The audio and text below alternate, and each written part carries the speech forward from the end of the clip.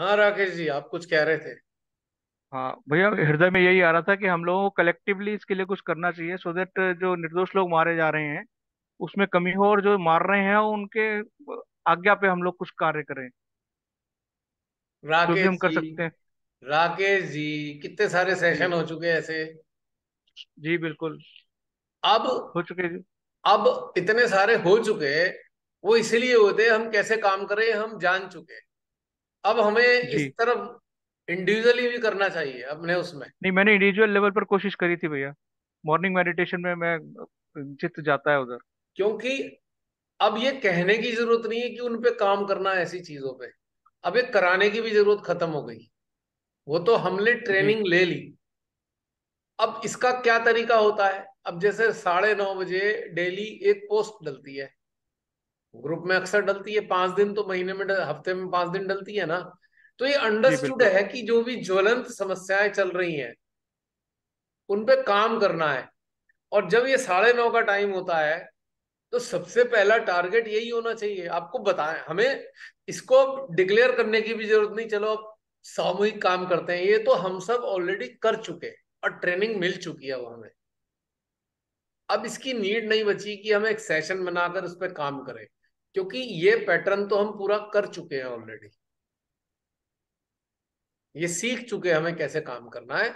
अब तो समझ लीजिए कि जैसे ही हम फील करें हम सामूहिक हैं तभी काम कर लो।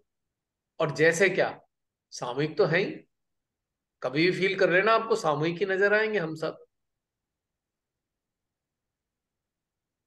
तो बिना बताए जो भी ज्वलंत समस्याएं संसार में हैं उस पे अब बिना कहे सुने काम करना ही है। और आप लोग करते भी होंगे, मुझे कहने सुनने की जरूरत नहीं। अब इसको ऑर्गेनाइज करने की जरूरत नहीं है कि एक ये अटेंशन वर्क को ऑर्गेनाइज करके उस पर किया जाए। Now it is not needed. वो तब नीडेड था जब हमें प्रैक्टिस करनी थी और इसका एक अभ्यास बनाकर हमें आदत डालनी थी। अब तो हो चुकी। आपने देखा होगा बहुत दिनों से कुछ काम ऐसा कराया भी नहीं है, जबकि बहुत सारा कुछ चल रहा है खराब खराब विश्व में। जी भैया। अब हमारा मेन फोकस होना चाहिए यही कि भाई अगर हम अंश हैं तो अंश होने के नाते हमें क्या करना है, एक जिम्मेदारी है। अब उसमें हमें डिक्लेयर करके ऑर्गेनाइज करके कुछ करने की जरूरत नहीं है। हर पल काम होना चाहिए। अब हर पल, कोई पर्टिकुलर टाइम का चक्कर नहीं रहा अब। अगर आप अंश हैं तो आप तो बिना कहे बिना ऑर्गेनाइज के काम करेंगे अपने आप ही। ये भी एक परमात्मा के अंश होने का लक्षण है कि हमें कुछ ऑर्गेनाइज नहीं करना है, ऑटोमेटिकली करना है। अपना सिस्टम हमारा इसी काम में लगा होगा। वो सारी खराबियों को एलिमिनेट करने में ही हमारा सुबह से शाम तक कार्य चल रहा होगा। घंटा 2 घंटा 15 मिनट 20 मिनट की बात ही नहीं है। और बहुत ज्यादा फिर भी समझ ना आ रहा हो कि सामूहिक होना है तो भाई 9:30 इवनिंग, दिसंबर 2014 से चल ही रहा है। तो ये अब ऑटोमेटिकली ऑटोनोमस सेटअप का पार्ट एंड पार्सल होना चाहिए हमारा, कि ना कोई हमें बताए ना हमें ऑर्गेनाइज करना है। हमारा सिस्टम ऑटोमेटिकली काम करना शुरू करे इस चीज के लिए। ये सब राकेश जी हो चुका। वो हुआ भी इसलिए था कि प्रैक्टिस हो जाए। वो वाला चैप्टर अब दोबारा रिपीट नहीं होना है। अब तो हमें सब चीजों को ऑटोमेटिकली करना है। अब जैसे बॉर्डर के ऊपर हमारे जो सैनिक होते हैं, विजिलेंस सर्विलेंस पे जो सैनिक है सर्विलेंस पे, उनको एक राइट है कि अगर कहीं कुछ ऐसी एक्टिविटी देखें तो फायर कर सकते हैं। उन्हें अफसर से पूछने की भी जरूरत नहीं है। अंदर खाने वो परमिशन दी होती है अफसरों ने कि भाई मार देना जो देखो ऐसी वैसी चीजें। पूछने की जरूरत नहीं हमसे।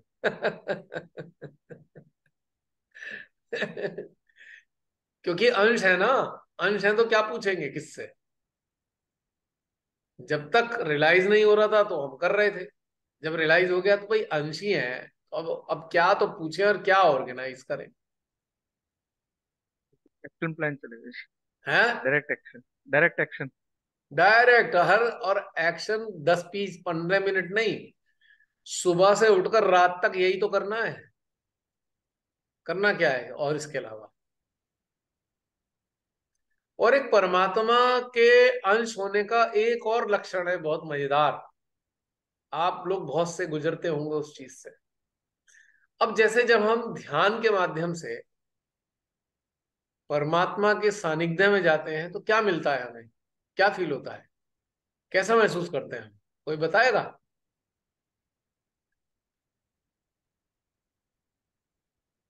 ये एक गिवर वाला थॉट आता है और एक रेस्पॉन्सिबिलिटी आती है इस वर्ल्ड के लिए, मानवता के लिए और प्रकृति के लिए। हाँ, लेकिन कुछ प्राप्त भी होता है क्या उसमें? क्या प्राप्त होता है उनके आनंद, सानिध्य में? आनंद आता है जी, अपने माँ बाप से मिलकर तो खुशी शांत। होती है।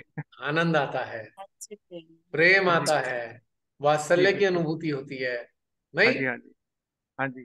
यदि बहुत आपके शांति। सानिध्य में किसी को ये तीनों चीजें प्राप्त हो रही हैं तो आप कंफर्म कर लेना कि आप भी परमात्मा के अंश हो। मानव के रूप में आपके सानिध्य में यदि ये सारी चीजें, ये लक्षण जो ध्यान में परमात्मा के सानिध्य में आपको अनुभव होता है, सेम अनुभव आपको यदि किसी को आपके सानिध्य में हो रहा है, यही अनुभव, तो आप समझ लेना कि आप परमात्मा के ही अंश हैं। तो कितनी सरल है चीजें समझने के लिए। बहुत सरल, इतनी बहुत इतनी सरल। कॉम्प्लिकेटेड चीजें सोचने की जरूरत क्या है कि आत्मा परमात्मा में मिल जाएगी तो ऐसा होगा ऐसा होगा। अरे सरल सरल बात, जो घटित हो रहा है उसे ही समझना है।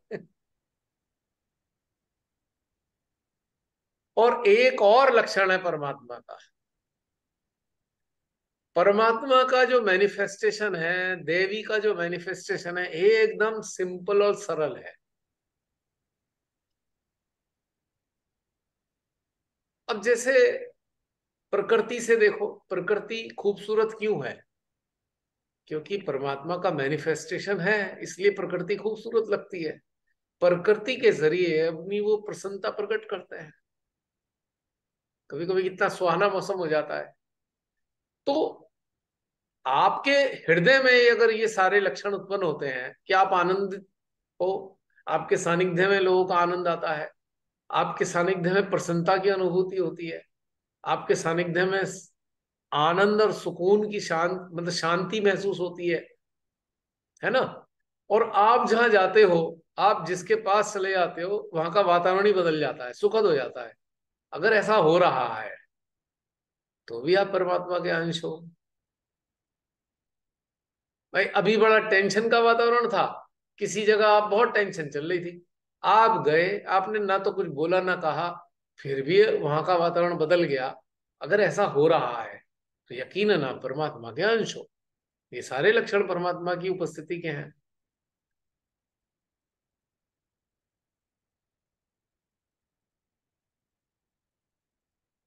तीसरी चीज, जैसे सूर्य की किरणें जब धरती पर पड़ती हैं तो अंधकार दुम दबा के भाग जाता है। यदि आपके कहीं जाने से, आपके बिना इंटरवेंशन के, बिना बोले,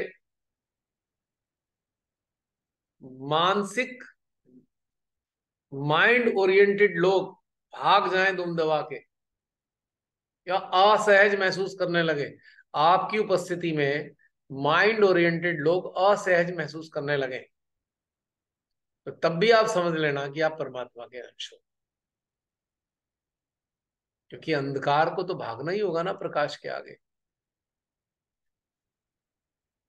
तो भी आपको विश्वास हो जाएगा आप परमात्मा के अंश हो। बुरे से बुरा इंसान भी आपकी उपस्थिति में कुछ बुरा ना कर पाए और बुराई को भी थोड़ी देर के लिए भूल जाए, तो आप समझ लेना कि आप परमात्मा के अंश हो। तो ये सारे लक्षण भी परमात्मा के अंश होने की कहानी कह रहे हैं।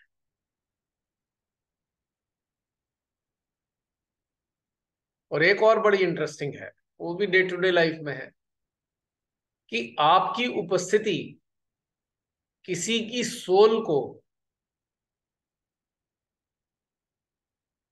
मुक्ति, स्वतंत्रता, प्रेम और वात्सल्य की अनुभूति करा दे, तो भी ये यकीनन आप परमात्मा के अंश हो।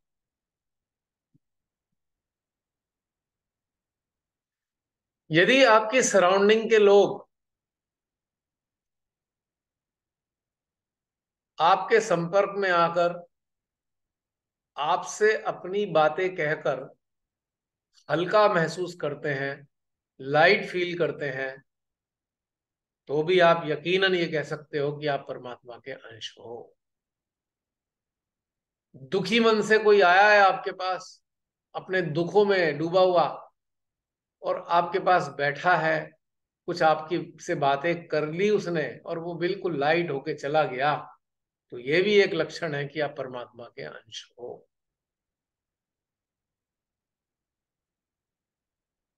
यदि आप दुनिया में किसी भी रिश्ते से, किसी भी इंसान से कुछ चाहते कुछ भी नहीं हो, और ये भाव रखते हो कि भाई जो जो है, जो संपर्क में आया है,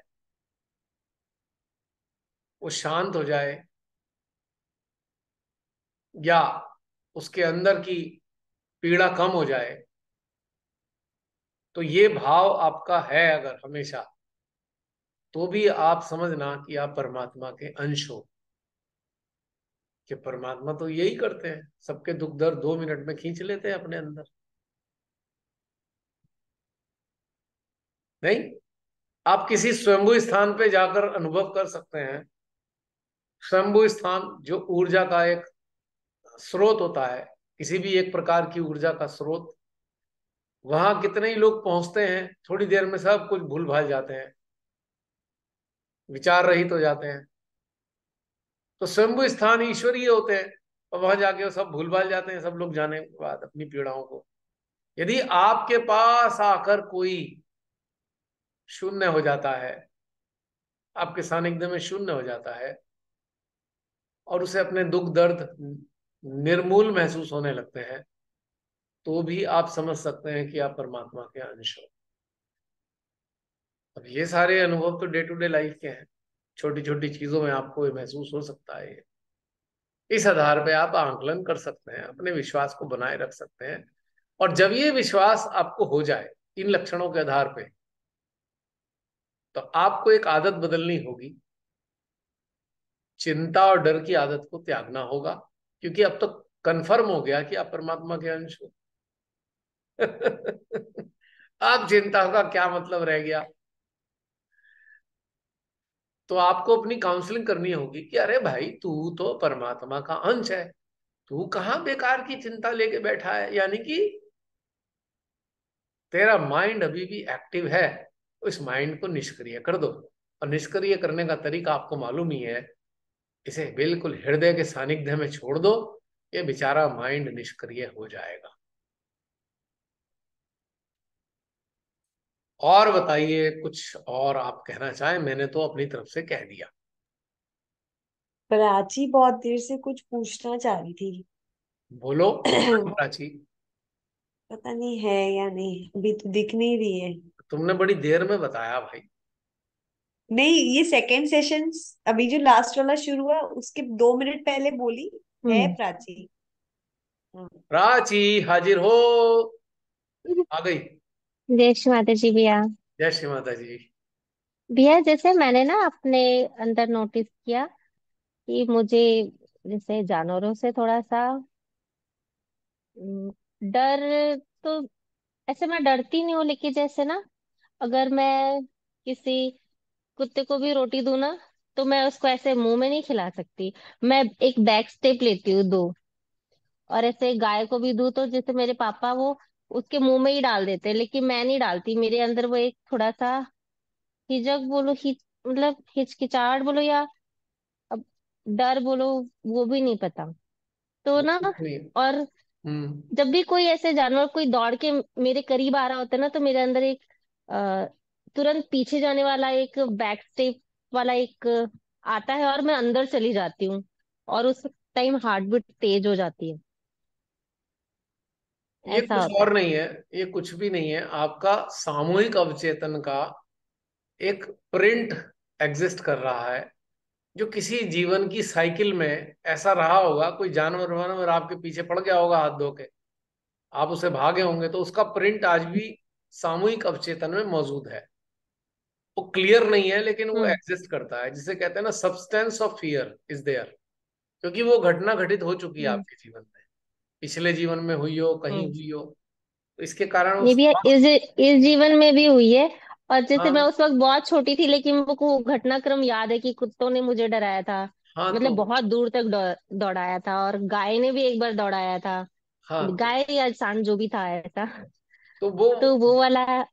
वो उसके जो हम्म। प्रिंट है ना काफी स्ट्रांग होते हैं, वो आपकी चेतना के ऊपर हम्म। छाप छोड़ देते हैं, उसका प्रभाव आता है। That is nothing. हम्म। ये तो एक स्वाभाविक सी चीजें हैं। किसी गाय ने सींग पे उठा के फेंक दिया तो आप पास तो नहीं पटकोगे गाय के कभी भी, कि भाई पता नहीं कौन सी गाय का मूड खराब हो जाए, क्या पता। ये प्रिकॉशन है, ये फियर नहीं है। अच्छा।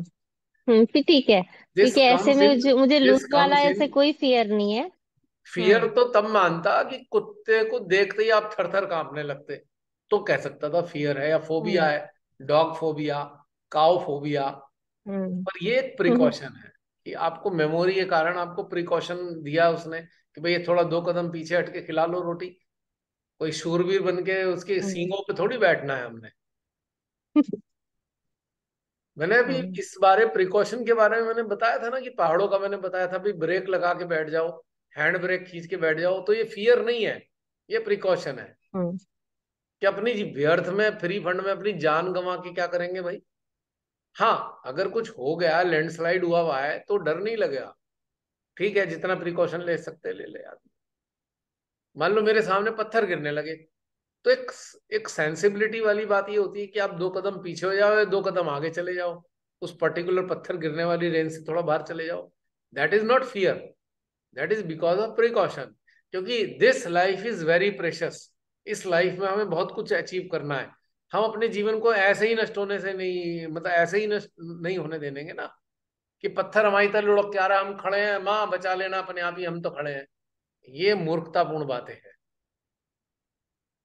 अब भूकंप है, भूकंप पे आपका कंट्रोल तो है नहीं। आप पूरे घर में कहाँ भागोगे, कहाँ तक भागोगे, बिल्डिंग कोई ना कोई गिर जाएगी।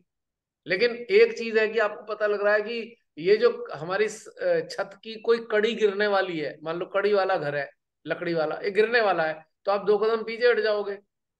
This is precaution, this is not fear. Fear आपको निष्क्रिय कर देता है, आपको अंदर का सिस्टम आपका गड़बड़ा जाता है। लेकिन प्रिकॉशन, आप सूझबूझ का काम करते हो, विवेकशीलता से कार्य करते हो आप प्रिकॉशन में। और फियर में आपकी सूझबूझ ही जीरो हो जाती है, विवेकशीलता का ह्रास हो जाता है। ये पहचान है फियर की और सूझ उसकी, प्रिकॉशन की। आपके जीवन में बहुत दुर्भाग्यपूर्ण घटना घटित होनी है, और आपके सामने कोई घटना घटित हो गई, तो आप प्रिकॉशन ले रहे हो, आप डर नहीं रहे हो। मरना होगा तो मर ही जाएंगे। अब जैसे हम एक क्रूज में जर्नी कर रहे हैं, हम वॉयज पे हैं, हम एक क्रूज पर हैं, और अचानक हम देखते हैं कि क्रूज क्रूज पे थे, उस शिप के अंदर समुन्दर के नीचे रहने वाली जो रॉक्स थी, उससे उससे हमारा शिप हिट हो गया, और वो फट गया, और उसमें पानी भरने लगा। तो हम क्या करेंगे, हमें ये तो समझ में आ गया यार, मिड सी के अंदर हम कहाँ जाएंगे बच के। पर हम क्या करेंगे, जो उपलब्ध साधन है उसमें प्रिकॉशन जरूर लेंगे, कि खाम का खड़े खड़े थोड़ी डूबेंगे हम। हमने कहा भाई मोटर, वो जो बोट है, बोट ले लो, लाइफ जैकेट पहन लो, ये प्रिकॉशन ले सकते हैं हम जानते हैं कि अगर लाइफ जैकेट में भी चले गए, हो सकता है हमें शार्क खा जाए, शार्क खा सकती है हमें समुद्र में। पर हम फियरफुल नहीं है, हम एक प्रिकॉशन लेके कि चलो ठीक है, एक जीवन को बनाए रखने के लिए कर्तव्य होता है हमारा। It is our duty to save this life. We are not fearful, but we are performing our duty well. कि बस ये जो मानव देह है, मानव देह के अंदर मेरी जीवात्मा रहती है, मेरी आत्मा रहती है, मेरी चेतना रहती है। चेतना के विकास के लिए मुझे मानवीय जीवन वर्तमान में जो मिला है वो चाहिए। तो इस जीवन को बचाने के लिए हम प्रिकॉशन लेते हैं। हम ये नहीं कहेंगे नहीं नहीं अब तो शिप डूब रहा है भैया, हम भी इसके साथ डूब के मर जाएंगे, ऐसा नहीं करता। प्रिकॉशन लेते हैं, लाइफ जैकेट ढूंढते हैं। हाँ, अब आप समुद्र में कूद भी गए, लाइफ जैकेट आपके पता लग रहा है सामने चारों तरफ ढेर सारी शार्क आ गई, अब क्या करोगे? बचना मुश्किल है। तो आप प्रिकॉशन काहे की लोगे? भैया डंडा ढूंढोगे, कोई ऐसी चीज ढूंढोगे कि भाई उससे लड़ा जा सके अब शार्क से। क्योंकि जीवन मूल्यवान है, उसको ऐसे ही नष्ट नहीं होने देने के। अपने डिफेंस में फाइट करेंगे हम। जंगल में जा रहे हैं, बाघ आ गया, अब ये थोड़ी कहेंगे ले बाघ मैं तो खड़ा हूं, तू डिनर कर ले या लंच कर ले अपना। फाइट करेंगे भाई, क्योंकि ये हमारा धर्म है। जो परमात्मा प्रदत्त जीवन है, इसको बचाने के लिए हमें संघर्ष करना होगा। ये भी एक कर्तव्य है। अगर उसे खाना होगा तो संघर्ष करने के बावजूद भी खा ही जाएगा हमें वो। पर हम अपना कर्तव्य तो पूरा करें संघर्ष करने का।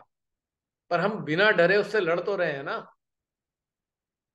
अगर भयंकर रूप से डर जाते तो हम थर थर कांप रहे होते, कहते खा जा वस्तु, हमें हमसे तो हाथ भी नहीं उठता, पैर भी नहीं उठता हमारा, तो हम तो फाइट करने की सोचते नहीं।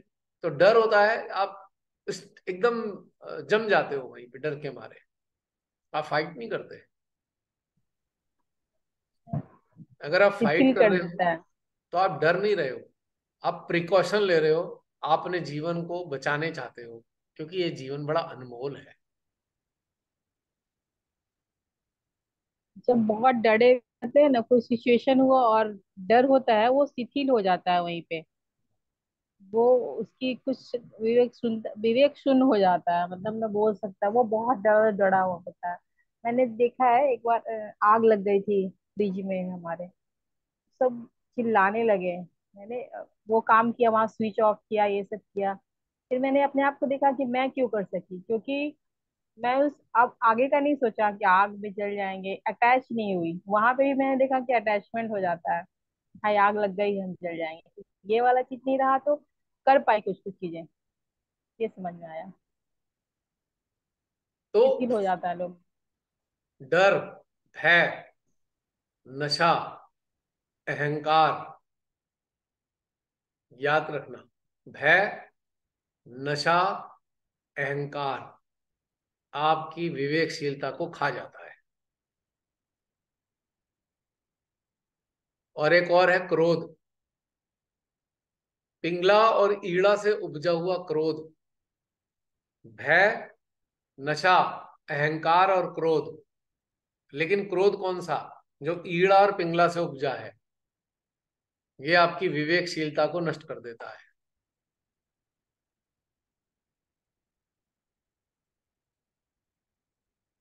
सूझबूझ को भी बेकार कर देता है, विजडम को भी नष्ट कर देता है। तो ये चीजें समझनी है हमें। लेकिन अदरवाइज तो फिर फाइट करने का, सारे हथियारों का इस्तेमाल करने का, जो भी हथियार श्री माता जी ने दिए हैं।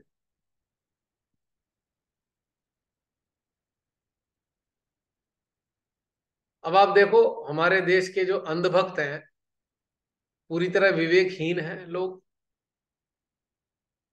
श्री माता जी को भी लज्जित कर देते हैं, कहने को सहयोग में है लेकिन वहां को ही लज्जित करते हैं, अंधभक्त हुए पड़े हैं। तो विवेक खत्म हो गया ना उनका, अच्छा भला बुरा समझने की क्षमता खत्म हो चुकी ना।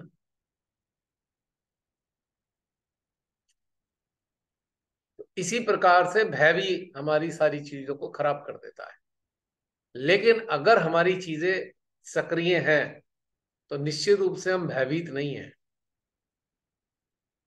हम संघर्ष के फॉर्म में आ चुके हैं कि हमें संघर्ष करना है। क्लियर हो गया पॉइंट प्राची? हाँ। जी भैया क्लियर हो गया।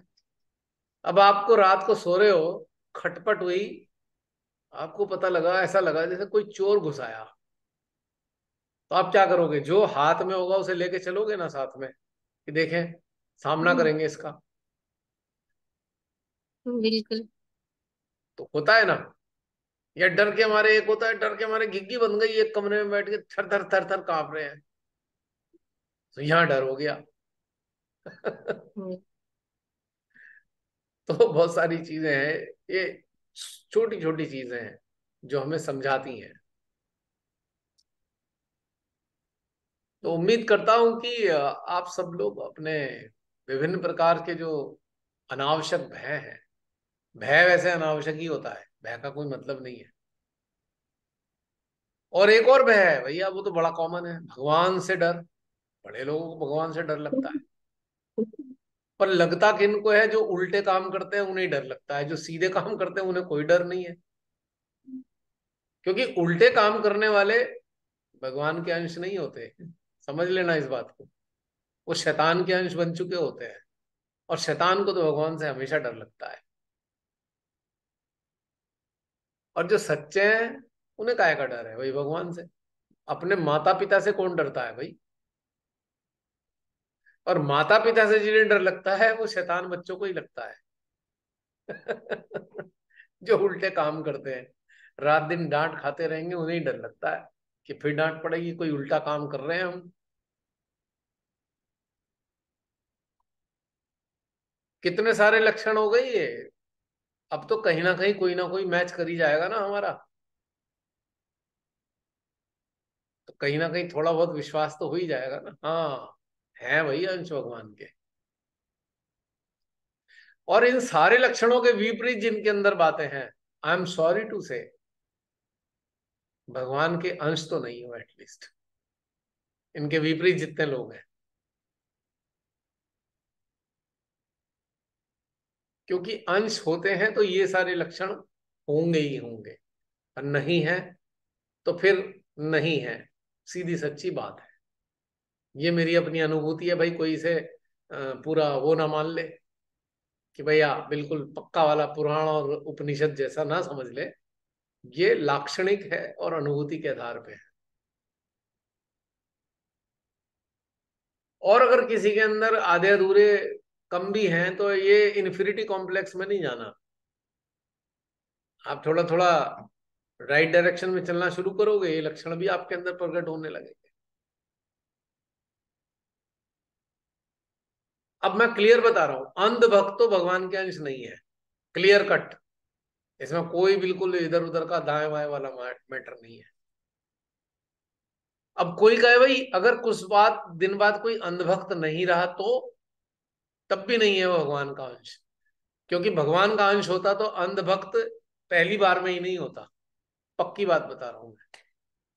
उसके अंदर ये विवेकशीलता पहले से ही होती कि भाई ये सही है या ये सही नहीं है।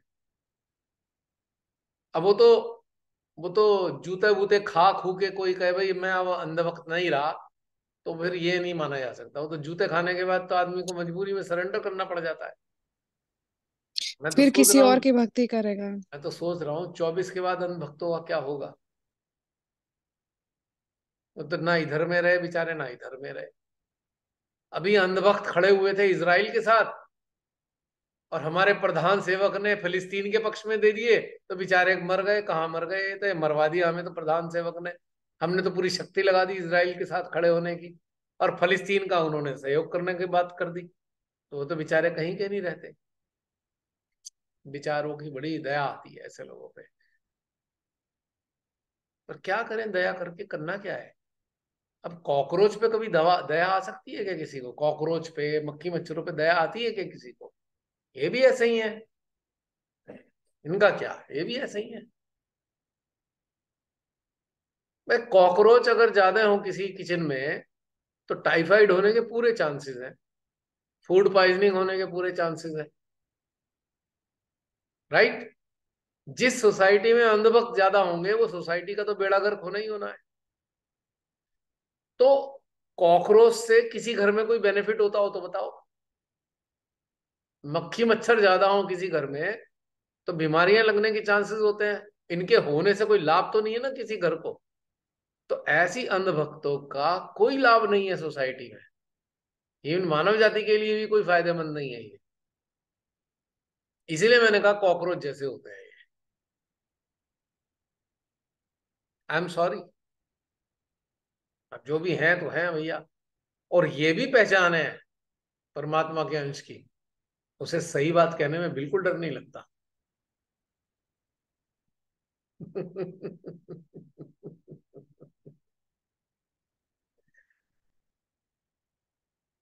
तो समाप्त करें जसलीन, या होने वाला है समाप्त?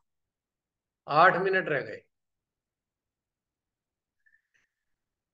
चलिए, आज का घटनाक्रम, जब मैंने शुरुआत में बोला था जरा चिंतन करके देखो क्या होने वाला है आज, क्योंकि मुझे भी नहीं पता था, तो आज ये होने वाला था।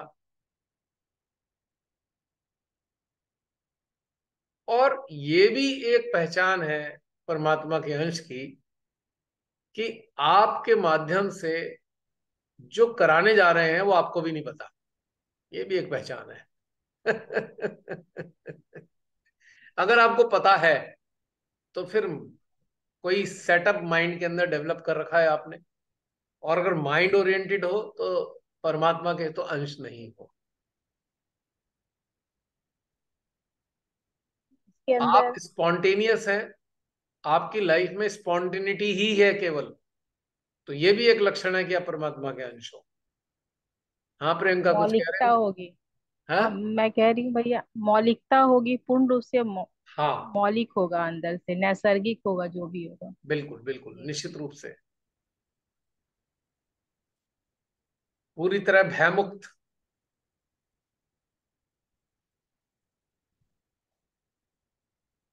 और कटिबद्ध है वो, सत्य को स्थापित करने के लिए जितना बन पड़ता है कटिबद्ध है।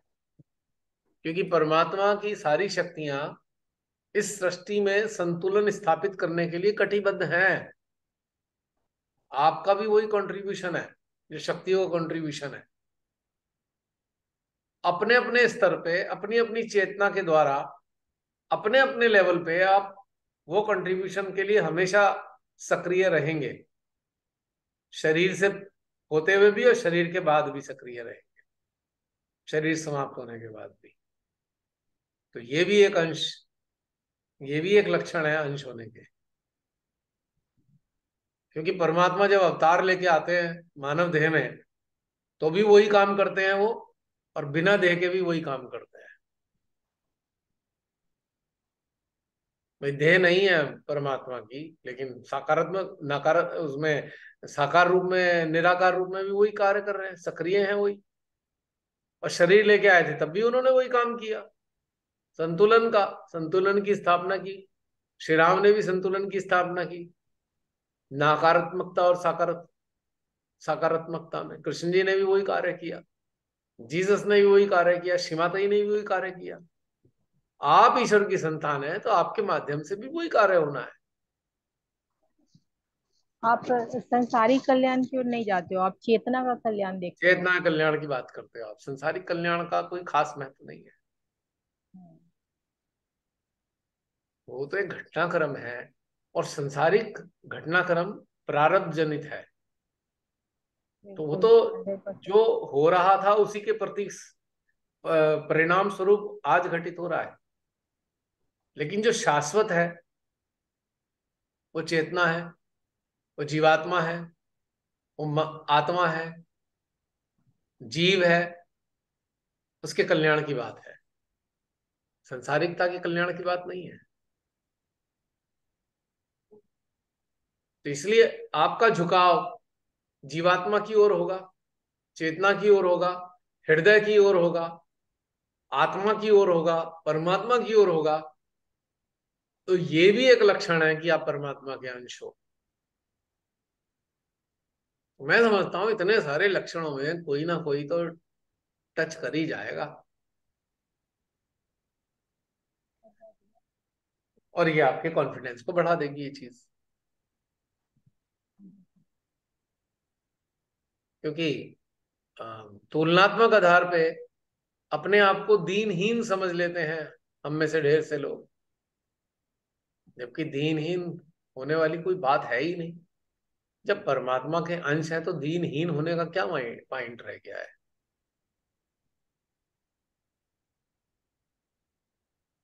अब बहुत से आपने देखा होगा भक्त कहेंगे भगवान हमें तो अपना दास बना लो। मैंने तो नहीं बनना दास, मैं तो तुम्हारी संतान हूं, मैं दास कहां से हो गया? मैं तो बिल्कुल नहीं कह सकता भगवान मैं आपका दास हूं, मैं आपकी संतान हूं। मैं दास क्यों हूं भाई? अबे मूर्खतापूर्ण सोच होती है, भगवान अपना दास बना लो। भगवान को भी गुस्सा आता होगा, अरे तू मेरी संतान है, दास कहां से हो गया तू मेरा? अब पिता का कोई पुत्र दास होता है क्या? बस वो लिप सर्विस है, समाज में स्थापित कर लो, बोल दो भगवान मैं तो भिखारी हूं, मैं तो दर दर का भिखारी हूं, ऐसे ऐसे बोलते सुना मैंने कहा। मैं कहा तुम हो ही भिखारी, मैं तो कभी नहीं सोच सकता ऐसा।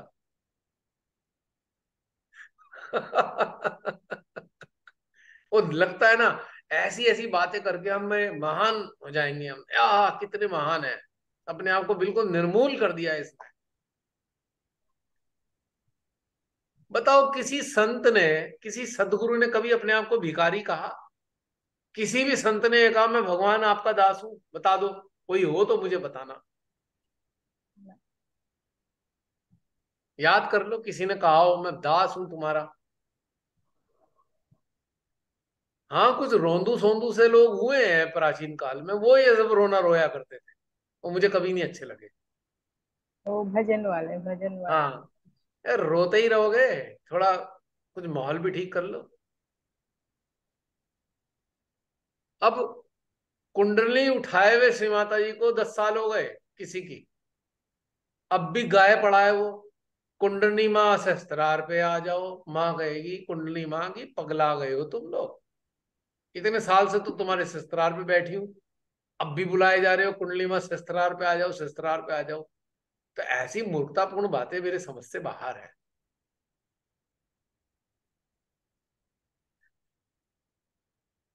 तो समाप्त करें, अभी 1 सवा मिनट रह गया है, जय श्री माता ही पहले ही बोल देते हैं, फिर कुछ रह जाएगा। और चिंतन करके देखना ईश्वर के अंश होने का, डर के बारे में चिंतन करना। और मैं समझता हूं अगले हफ्ते तक आप लोग काफी रिफाइंड हो चुके होंगे, रिफाइनमेंट आ चुका होगा 1 हफ्ते में, यदि आपने निरंतर चिंतन किया तो। अन्यथा बिल्कुल नहीं आएगा, बैरंग लिफाफे की तरह वैसे ही नजर आओगे जैसे आज सुबह शुरुआत में थे, अगर चिंतन नहीं किया तो। जैसे वो बिना टिकट का लिफाफा होता है ना, ऐसे ही वापस आ जाता है नहीं, वो वाली सीढ़ी जब चिंतन और मनन करते हुए तब चढ़ चुके हैं एक सीढ़ी।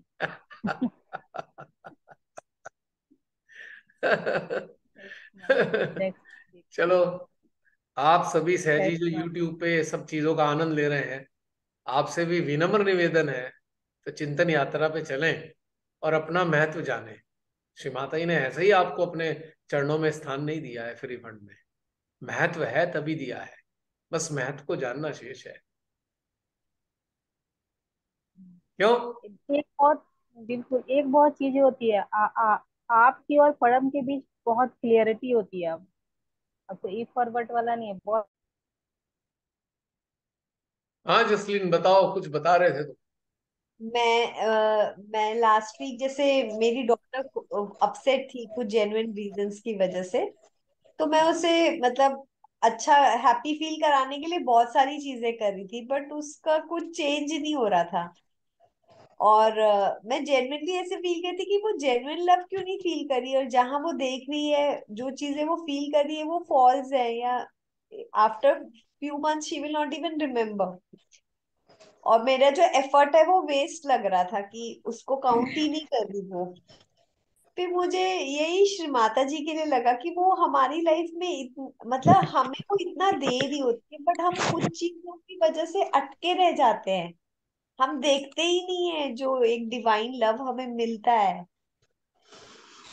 तो ये चीज मुझे रियलाइज हुई कि हमारी लाइफ में हर चीज गॉड हमारे लिए दे ही रहे हैं, बट हम उसे एक्नॉलेज ही नहीं कर रहे। Yes, that's a problem. And we take it for granted, we don't even recognize that. हाँ, यही तो समस्या है, नॉन एक्नॉलेजमेंट या of her existence makes you fearful। और और अभी डेथ का हम्म, चिंतन करते करते एक और एक चीज आई, जैसे पहले लगता था ना हम अननोन टेरेन में जाएंगे, मतलब अननोन इन द सेंस क्या घटित होगा, हमें तो किसी का एक्सपीरियंस पता नहीं है, तो हमें भी नहीं पता क्या होगा। फिर अभी जैसे आपसे सेशन के दौरान एक फीलिंग आई, जैसे आप कोई कंपनी में जाओ और वहां के सीईओ का रेफरेंस है आपके पास, तो सीईओ बोल, जैसे आपको तो ना, the moment you enter everybody is like, are you just in, हाँ हाँ sir is waiting for you. तो वो जो ट्रीटमेंट होता है, वो जो एस्कॉर्ट करते हैं ना आपको, आप सीधा सीईओ के ऑफिस में ही जाते हो।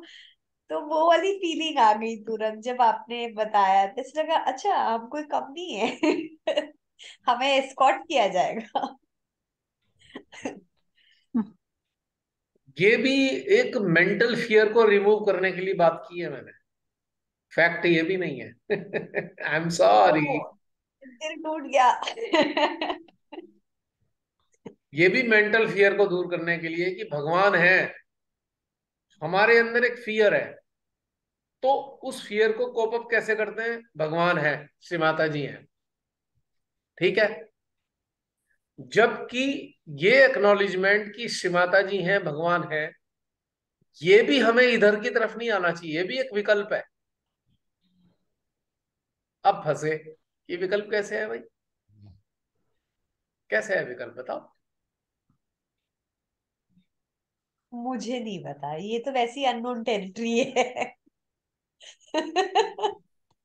आई डोंट तो नो। जैसे हम कहें हमारे साथ तो श्री माता जी हैं, तो ये हम क्यों कह रहे हैं कि कहीं ना कहीं कोई फियर है, उसको बैलेंस, काउंटर बैलेंस कर रहे हैं हम कि श्री माता जी तो है ना। अब जैसे हमारी हेमा बहन ने कहा, माँ की बात याद आ गई, ये भी एक काउंटर बैलेंस है मेंटल लेवल पे। और श्री माता जी हैं, ये भी एक काउंटर बैलेंस ही है, ये भी नहीं होना चाहिए था एक्चुअली। तो फिर वो जो एक हमारे अंदर एक अननोन फियर है, इसका मतलब जिसके लिए शब्द नहीं है, बट मुझे हाँ, नहीं पता मैं ऐसी जगह जाऊंगी तो मैं क्या करूंगी, आई डोंट नो। शायद वो, I don't know the words also to express. अब थोड़ा सा एक स्टेप ऊपर की और बात बता रहा हूं। अब टेक्निकली हम जान रहे हैं हम कनेक्टेड हैं श्री माता जी से, टेक्निकली हम जान रहे हैं कि श्री माता जी से हम कनेक्टेड हैं, राइट। तो अब तभी भी फियर तब भी विद्यमान है, हम कनेक्टेड फील भी कर रहे हैं एनर्जी के लेवल पे, पर उसके बावजूद भी फियर विद्यमान है। और इस फियर को कॉप अप करने के लिए हम अपने आप को एश्योरेंस दे रहे हैं, नहीं नहीं, सहस्त्रार पे तो है ना श्री माता जी, हार्ट में तो है, माँ तो कनेक्टेड है।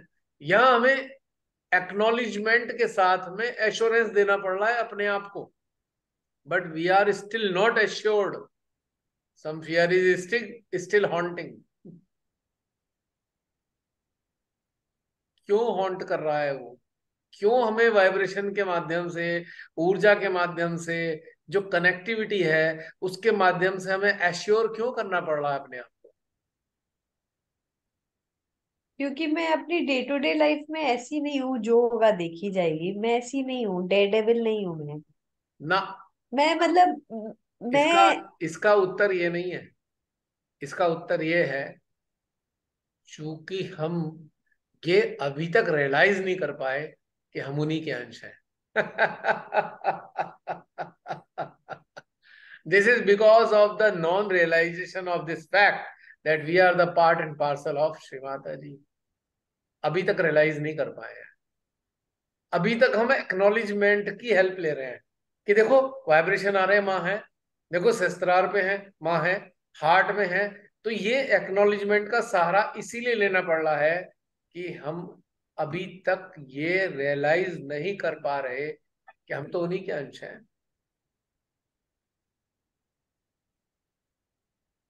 पकड़े गए। हाँ, ये वैसे ही है जैसे एक प्रिंस है, वो एक्टिव प्रिंस की तरह करेगा, उसे कुछ ओढ़ने की जरूरत नहीं है, समझने की भी जरूरत नहीं, he knows he is a prince. Exactly और exactly. वहीं पे महल में कोई रह रहा है तो उसके अंदर डाउट होगा, मैं यहाँ रह रहा हूँ। तो यहाँ पर ही इज नॉट। कनेक्टिविटी का सहारा भी एक विकल्प है। अब तो हमारे सहजी पगला जाएंगे बिल्कुल हमारी बातें सुन सुन के, यूट्यूब वाले। है कनेक्टिविटी कैसे वो हो सकती है विकल्प? तो कनेक्टिविटी है ना, यहाँ पे हम उसे विकल्प की तरह इस्तेमाल कर रहे हैं, अपने आप को एश्योर कर रहे हैं। अरे हाँ हाँ, देखो, है ना माँ, ऊर्जा आ रही है ना, कम वैक्यूम बन रहा है ना। कंपनी की आईडी कार्ड की तरह हमारे पास आईडी कार्ड है, हमें एंट्री मिल जाएगी। पर ये भी फियर है, इसीलिए एक्नॉलेज कर रहे हैं, क्योंकि फियर है। एश्योर कर रहे हैं। ये जो कनेक्टिविटी का एक्नॉलेजमेंट है, ये एक्नॉलेजमेंट आपको एश्योरेंस दे रहा है एज ए विकल्प। पर फैक्ट क्या है, हम तो उन्हीं का हिस्सा हैं। तो हमें एश्योर करने की क्या जरूरत है अपने आप को? क्योंकि हम रियलाइज नहीं कर पा रहे कि हम तो वही है, जो वो है वही हम हैं। ये तो वही बात हो गई। एक संतान है किसी की, एक संतान है किसी की, आपने कहा बेटा तू तो मेरा बेटा है, वो कह रहा है नहीं नहीं नहीं नहीं, मैं तो डीएनए टेस्ट कराऊंगा पहले।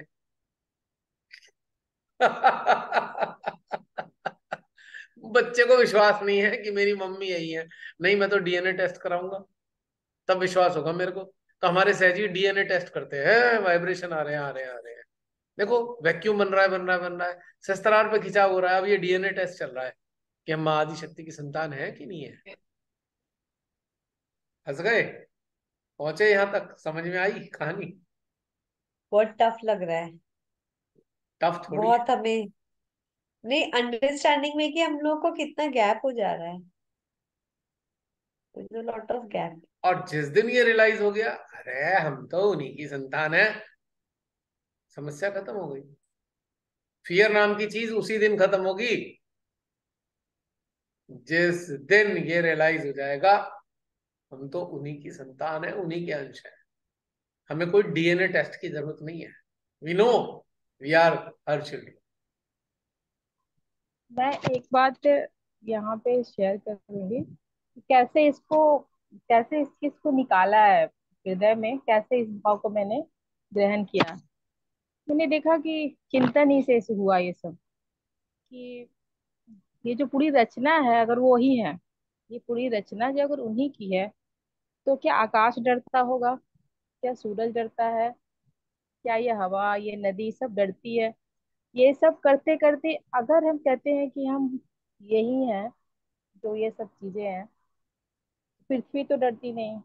तो हम अगर उन्हीं के अंश हैं, ये भी उन्हीं के अंश है, हम उसी के समान है, आत्मा ब्रह्ममय है, तो हम कैसे फिर निकाल सकते हैं? तो फिर डर जो है ना, तो डर ही शब्द नहीं रहता, मतलब हमको मुझे समझ में नहीं आता कि ये डर जब तक है जब तक हम अलग किए हुए हैं बस।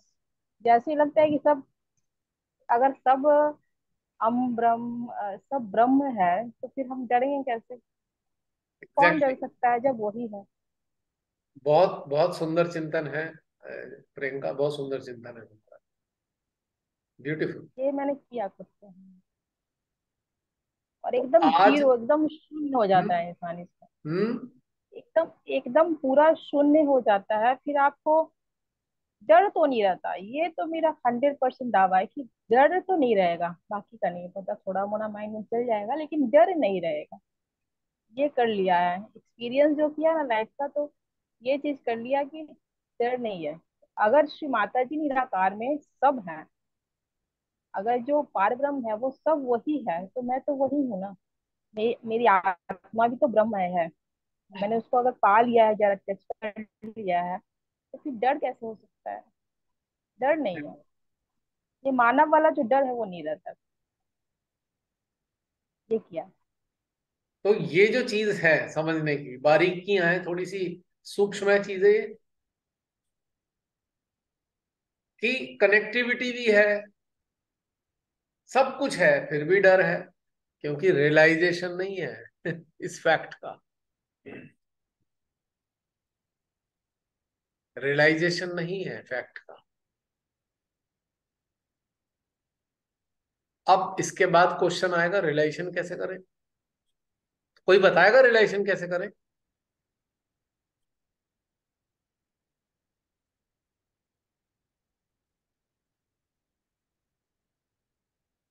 वही अपने भीतर ही स्वयं से नहीं उतरेंगे तो पता चलेगा जितनी प्रियंका थोड़ी जोर जगह से है, बोलो, मेरे तक आवाज नहीं पहुंच पा रही।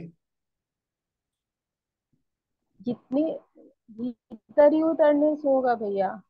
चेतना को पूरा आत्मा में ही एकाकारिता, जीवात्मा या चेतना का एकाकारिता, ऐसे ही ये कंटिन्यू चलते प्रोसेस की तरह चलेगा तब जाकर आ जाता है ये।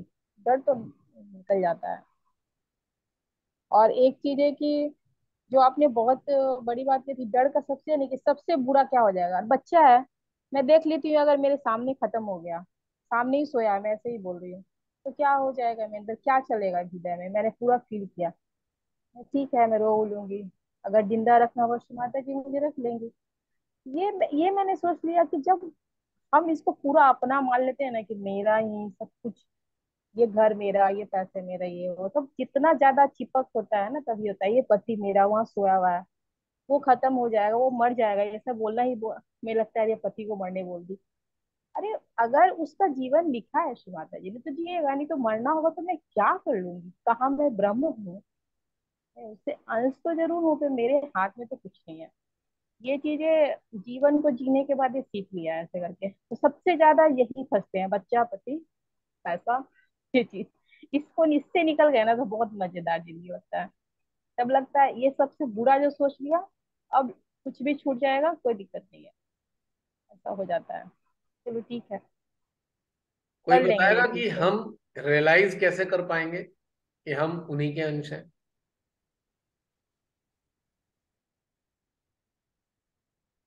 शिवांश बन के, जब हम शिव नहीं,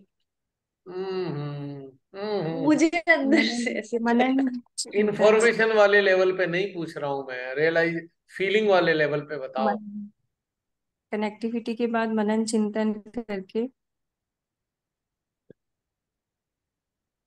बहुत आसान चीजें हैं, टिप्स दूंगा बाद में, पहले आप बताओ। छोटे छोटे टिप्स हैं, बहुत डिफिकल्ट नहीं है। जय हमें श्रीमती भैया। उन लक्षणों के आधार पे विश्वास हो जाएगा हम तो उन्हीं के अंश हैं। भैया आप हमारा हृदय बताइए। बता देगा। हैं? हमारे हृदय में वो फीलिंग आएगी जी।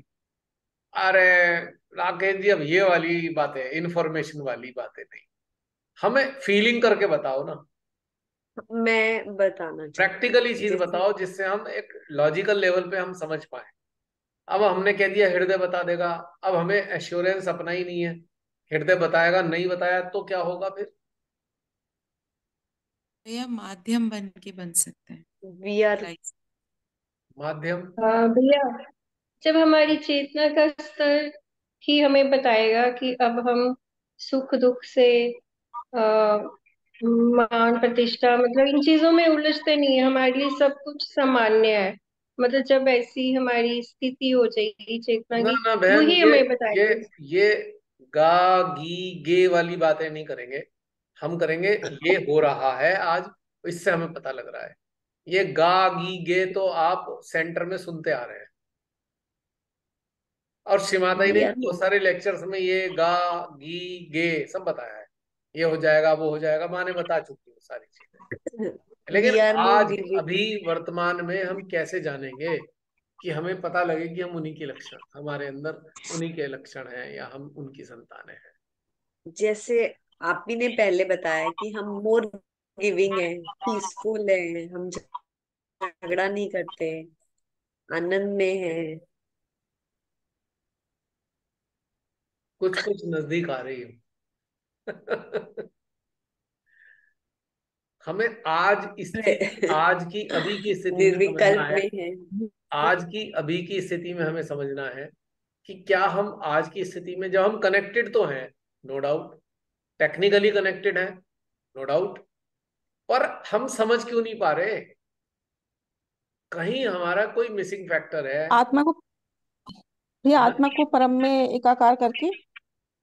कर लिया आपने, कर लिया है बहन, जी अभी कर नहीं लिया? किया है। तो बताओ, अनुभव लक्षण बताओ। आत्मा में कर चुके हम, तो आप बता दोगे ना आराम से, जो आप मेरे को बता रहे हो कि आत्मा को परम में एकाकार करके हो जाएगा, ठीक है। तो अगर हो चुका है तभी तो आप बता रहे हो, मैं ये मान के चल रहा हूं ये हो चुका आपके साथ में, तो कैसी अनुभूति आ रही है जी ये बता दो। जय भैया श्री माता दी अभी भैया। हम्म। हाँ मीनाक्षी। भैया मेरे मेरे साथ अभी एक रिसेंट अभी घटनाक्रम हुआ जिसमें मुझे रियलाइज हुआ कि ये श्री माता जी का ही वो था। एक्चुअली मेरे पास एक कॉल आया और वो था कोई अननोन नंबर से, और वो किसी से बाद में मैसेज आया, मेरा कॉल मिस हो गया। जो मैसेज आया उसमें लिखा कि जय श्री माता दीदी, मुझे आपकी बहुत जरूरत है और मुझे आपसे बात करनी है। तो वो मुझे नहीं, वो था नंबर भैया फॉरेन का नंबर था। और उसमें जब मैंने कहा फिर मुझे याद आया कि किसी एक ग्रुप में कोई सहयोगिनी थी, तो कभी उसने कभी प्रेयर किया होगा बहुत महीने पहले, 6 महीने पहले, कि मुझे बंधन दीजिए, मैं किसी प्रॉब्लम में हूँ। तो मैंने उसको ये समझाया था कि बंधन की जरूरत नहीं है, 1 to 1, कि तुम माँ से हार्ट और सहस्त्रार पे कनेक्ट हो। तो उसके साथ काफी लंबी चैट हुई, तो उसको बहुत अच्छा लगा था। तो कहीं ना कहीं वो वहां से कनेक्ट हो गई थी। तो अब क्या हुआ कि जैसे ही उसने बोला कि मुझे आपकी जरूरत है, तो मैंने उसको कॉल बैक किया और मैंने उससे बात करी। तो उसने फिर उसने कहा कि मैं दीदी बहुत प्रॉब्लम में हूँ और मैं ना बस ये चाहती हूँ कि मेरी कोई सुन ले। तो वो सेजोइनी भैया जर्मनी की थी, बर्लिन की थी। मैं नहीं जानती उसको, मैं कभी नहीं मिली, कुछ नहीं मुझे पता उसके बारे में बैकग्राउंड। और कैसे मतलब माध्यम माता जी ने बताया बनाया कि वो प्रॉब्लम में थी, उसने अपनी सारी प्रॉब्लम शेयर करी। और हर पल में बस जो मुझे हृदय से उसके लिए सोल्यूशन आता रहा, मैंने उसको बताती गई। और उस वो कह रही थी मैं 1 महीने से सो नहीं पा रही हूँ मैं, और एंजाइटी। जो आज भैया सेशन चला वो पूरा ये था कि जैसे उसकी प्रॉब्लम और बहुत सारे सहयोगीज की प्रॉब्लम जो मैं अभी 3 वीक से सुन रही हूँ मैं। इवन निर्मल धाम भी गई, तो वहां पे भी बहुत सारे सहयोगीज के साथ प्रॉब्लम्स चल रही थी। तो मैं बार बार, मैं अभी विभोर से भी एक दिन यही बात कर रही थी कि जो हमें प्लेटफॉर्म श्री माता जी ने दिया हुआ है, कृपा भैया के साथ में हम सारे जितने सारी कलेक्टिविटी जुड़ी हुई है, ये मास में चाहिए, मास स्केल में चाहिए ये वाली। तो मैं माँ से वहाँ प्रेयर कर रही थी कि माँ कृपा करके आप प्लीज जो हम लोगों तक आपने ये जरिया बनाया है, ये पूरा सब जगह पहुंचे, क्योंकि सहयोगी बहुत बुरे हालत में है इस टाइम पे।